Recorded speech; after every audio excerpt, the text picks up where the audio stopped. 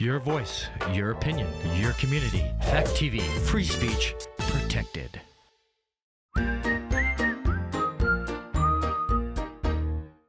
talk, you listen, or you turn the channel. Either way, I'm still gonna talk.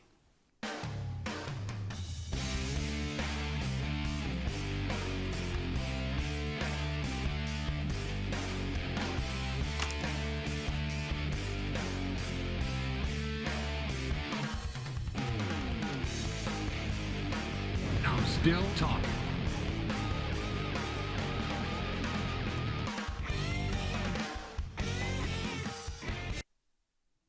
All right, welcome to Still Talking. I'm Rick Blood, still talking. Hey Josh, could you do me a favor while the show starts and come in here and turn off this center headset, because I'm hearing myself through the headset. But we'll keep going anyway. Little, this public access. We got one guy that does everything around here, and sometimes something happens and little things happen that we don't notice before the show actually gets underway. And see, I think my phone just went off because probably Mom's trying to call me. But that's all right. Let's see. Where are we going to start today? First of all, I want to know what the hell is with the lighting at the Island Street and the Key Road Street roundabouts. My bathroom nightlight is brighter than those roundabouts are. And if there's one thing that I know from being a professional driver, and yes, I am a professional driver, interchanges and any place where traffic is a little bit different should be the brightest place. Vision, being able to see. And that when you drive down and get into the Island Street roundabout, those lights aren't bright enough even to light up the curbs so that you can see the damn curbs. I don't know. Keene has been like this for a while. We've slowly been like, oh, we can't have too bright lights. We can't have too bright lights. Why? At nighttime, light up downtown like it's daytime. You'll have less accidents, less people getting hit, less everything. And speaking of less, I know that was a quick rant, but you can only go so far with roundabouts because it keeps coming back to itself. Although, I have wondered how long I could drive around the Key Road roundabout without getting off. Just keep going around until they finally stop me and say, what the hell are you doing? Just making sure the road wear is even all the way around. I don't know. Just something that popped in my head one day when I was driving through there. I wonder how long you could just keep circling in there. And maybe just tell somebody, I don't know, I got lost. Speaking of less, the Keene Pumpkin Fest. Yeah, I know, it's a great thing for Keene, blah, blah, blah. Good for all the businesses, blah, blah, blah. Except for the pizza delivery businesses that are stationed downtown and are trying to make deliveries when you've got the traffic pattern so screwed up that nobody knows what's going on. I know. You're yelling at your TV, Rick, it was easy as hell, blah, blah, blah. Sure, it was easy. You come north on Main Street, you take a left onto Gilboa Ave. Why? Number one, the traffic has to stop at the crosswalk on Main Street because endless groups of people are crossing there.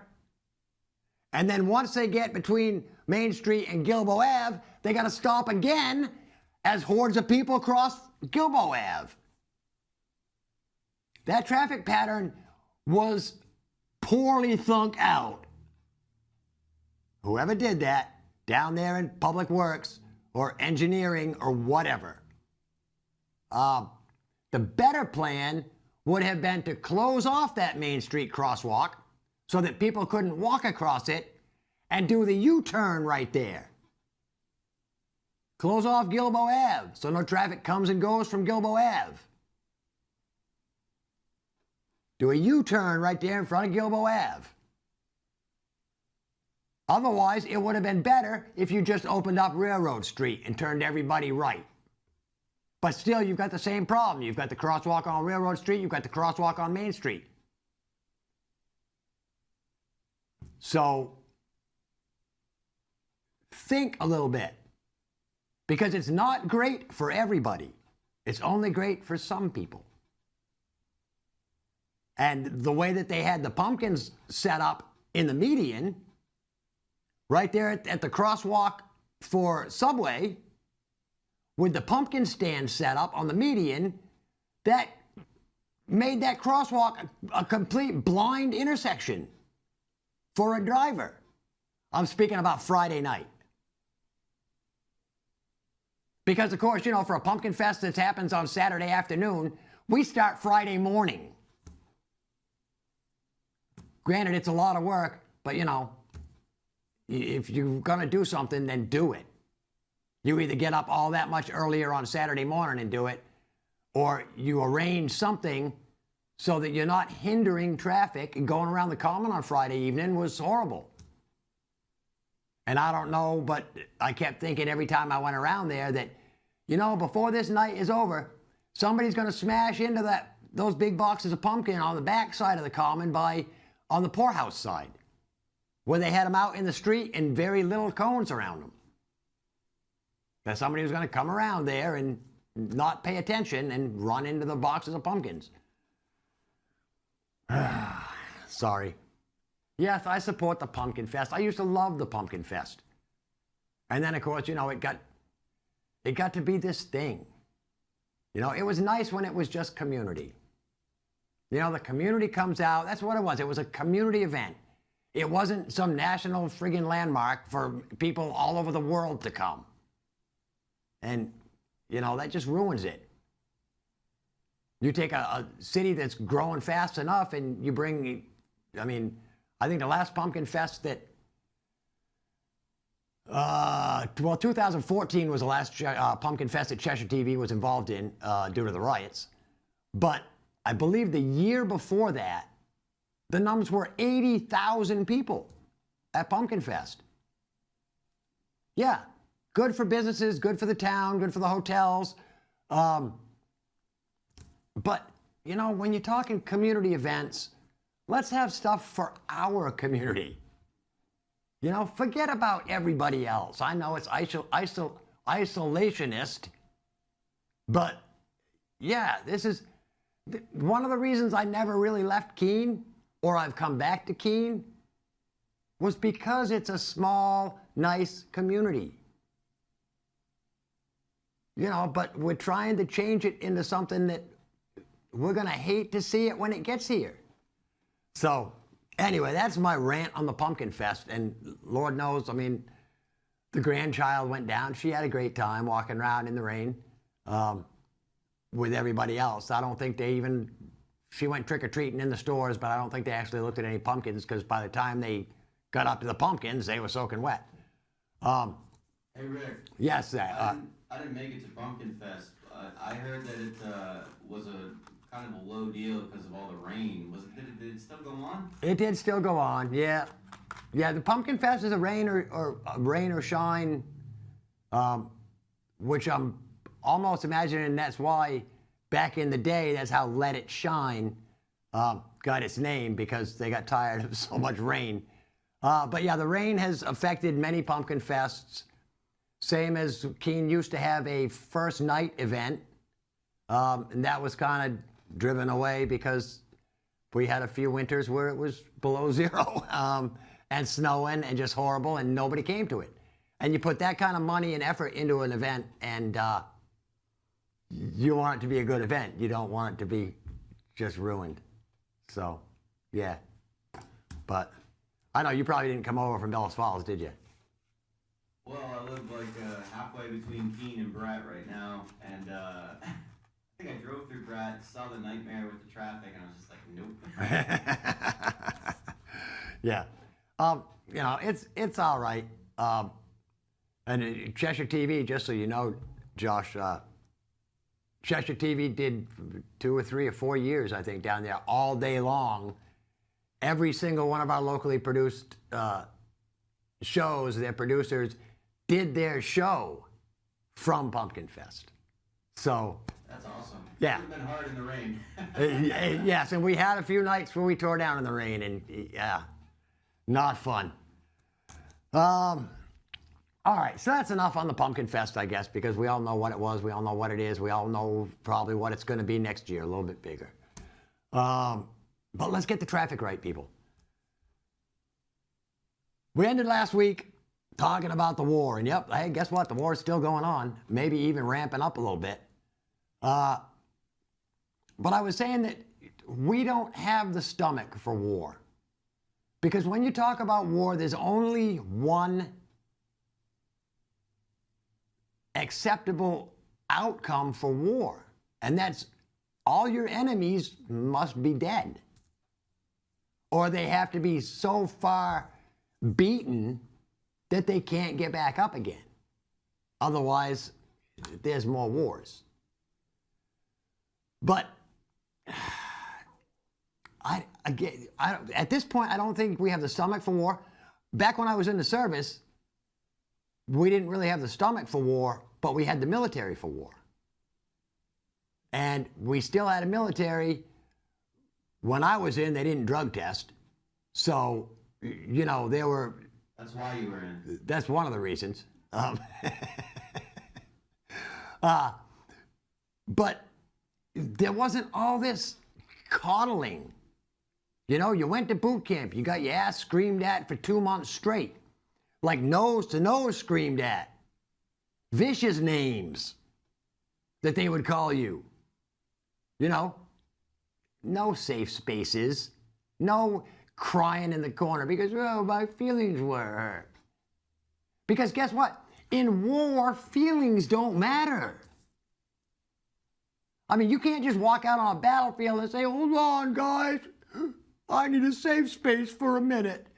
It doesn't happen. They'll shoot you. And, well, I guess there's your safe space.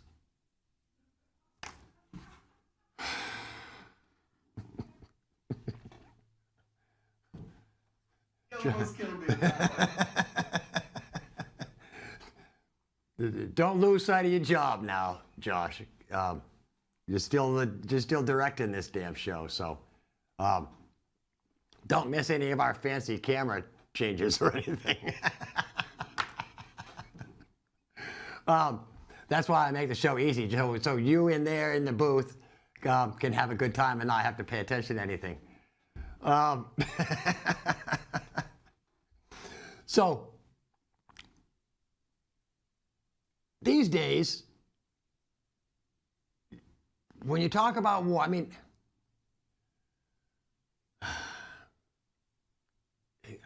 I'm trying to figure out how I can say this. Wars have been going on since there were 3 people on this earth, maybe even 2 people on this earth. More likely it's 3, and 2 of them got together and said, I don't like the way that third guy's thinking. Let's do something about it. And it's wars. A lot of the wars are fought over land. None of this land, I mentioned, we were talking last week about Indigenous Peoples Day, and how, yes, us white folks came and stole all the land away from the Indians. That is, throughout history, people have been taking land from other people. And who decided who owned the land in the very first place anyway? Now, when you, I know I'm way off here as far as war, but listen, every year you pay property taxes on land that you supposedly own. Buy a chunk of land. You pay the government for that land. Whose land is it? I want to know. When did we start saying, this is our land, I'll sell it to so-and-so? Or if you don't want to sell it to so-and-so, I'll just kill so-and-so and take his land, then my land will be bigger. And then wars start. See how that goes? And the land doesn't belong to anybody. I hate to tell you that, but the land is the land. The land is the earth. It doesn't belong to anybody. Nobody can say it belongs to anybody. Just because you've got your feet on it doesn't make it yours. And it's one of those weird things that nobody knows why. Nobody knows how it came to be. It's just that land is important. And even in the olden days, land was important because you needed land to do stuff. But what happens if your land was crap and your neighbor's land was great? Again, you want his land. Maybe he doesn't want yours, but maybe he does want yours. So guess what? You fight for the land. And it's idiotic. And somebody got a map and drew lines on a map. So, all right, this is yours, this is yours, this is yours, this is yours. And Putin was like, I don't like what's mine, I want more. So guess what? Putin wasn't the first. You know, you go all the way back to the Romans, the Greeks, Genghis Khan, the Egyptians. All these people have fought and killed over, especially in the Middle East, you're fighting, killing over sand. You know, I'm going to wipe out this entire people so I can have the whole 100 million acres of sand. That doesn't make sense. It's a sick mind. And that's what most of us have, sick minds. After all, yes, I'm going to say this. Get ready. Fasten your seatbelt because here it comes. We are all inbred. That's right. If you believe in the Bible, if you read the Bible, everything stems from Adam and Eve. Two people. So every single damn one of us is an inbred freak. Right? Just so you know. God. Sorry. One thing Cheshire TV never had, coffee. And I'm thankful for Fact TV that they have coffee. No craft services table yet, but we'll work on that. We'll have to talk to Alex about a little more funding for some food around here. Even if it's an airline-sized bag of peanuts or something. So back to war. It's horrible. What else can you say about war?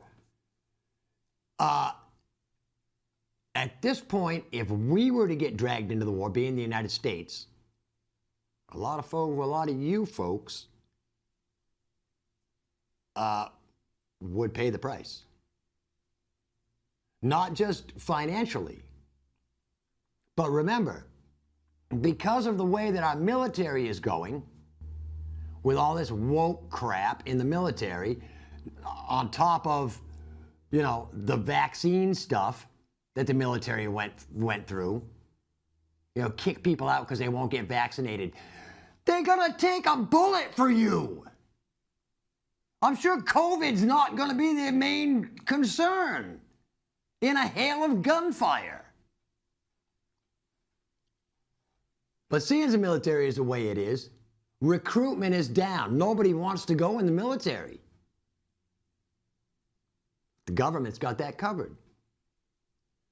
Because when they do drag us into a war, they'll reinstate the draft. And you know what that means? All you super liberal, lefty, anti-war people, your kids are going as well. 18 to 42, I think. Or 46, maybe. is the age that you can be drafted. And they will, in a draft, there's no, oh, I went in the military when there was not a war, but then a war came along. So I've been, in the military for a year, and I've been trained, and I know how everything works. No.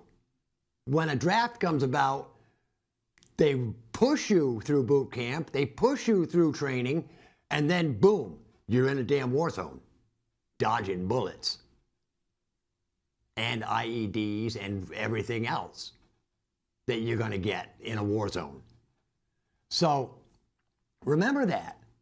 When the government pushes us into war, it's not their kids that are getting killed, it's ours. It's the people that pay for these guys to make decisions. And if you're paying a politician to make the decision to go to war, stop paying him or her, because it's only going to mean the deaths of our children. And see, I got lucky. I was in the service from 79 to 81. There was nothing going on. I got out November of 81. So that was 10 years before, we started the Baghdad thing. 20 years before 9/11. But 91, we went after Saddam Hussein in Iraq, because he had incurred into Kuwait, I believe. I think that's how it was. But that was when Bush was in office. Yeah, Bush was in office.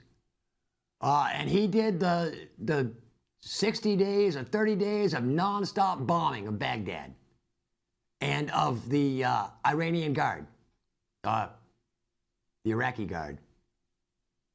Whatever their top people on the line. We just bombed the crap out of them for 30 days.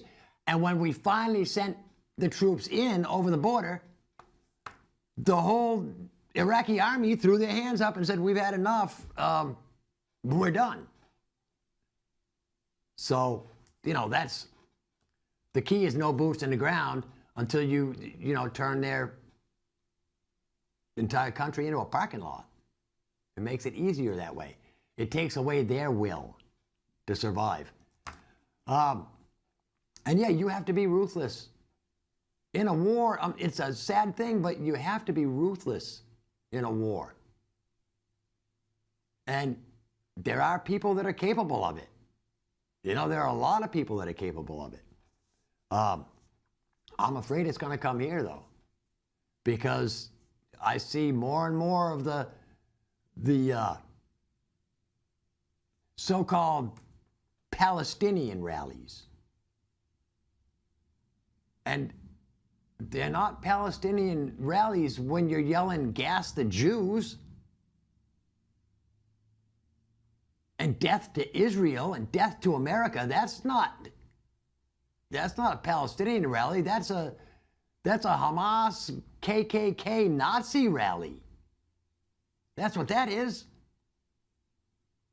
And I don't want to say bad things about the Nazis, because I'll get a friggin' email, saying, I'm a Nazi and I hate that you said that about me. Sorry. I think Nazis are bad. Everybody's got their own opinion. Some people might like being a Nazi and having a little tiny mustache. I don't know. It's a sad state of affairs. And to see these people that, I would say, the only thing I can think of is that they're brainwashed into shouting these slogans and attending these rallies, because it's bleeding down into high school. And I've got to tell you, when I was in high school in the late 70s, the furthest thing from our mind was politics. So why now all of a sudden are so many high school kids involved in politics and activism and things like that? That's in the education system. which it looks like next week we'll start in on the education system and just how screwed up that whole deal it's screwed up, but for some reason we've let it get screwed up, or we haven't noticed that it's gotten screwed up. And a lot of things, it's like the frog in the water. You know, you can put a frog in a pan of water and turn the heat on, and the frog will stay there until he dies because he doesn't realize that the water's getting hotter and hotter. And eventually he dies. Well, the water's getting hot, folks. So we better smarten up and look at the things around us that are happening and get back to, you know, what we fought the British over. That's what our Constitution, the formation of our nation, was because we didn't like the British government running our lives. And here we are, 240 years later or whatever, we're letting our own government run our lives.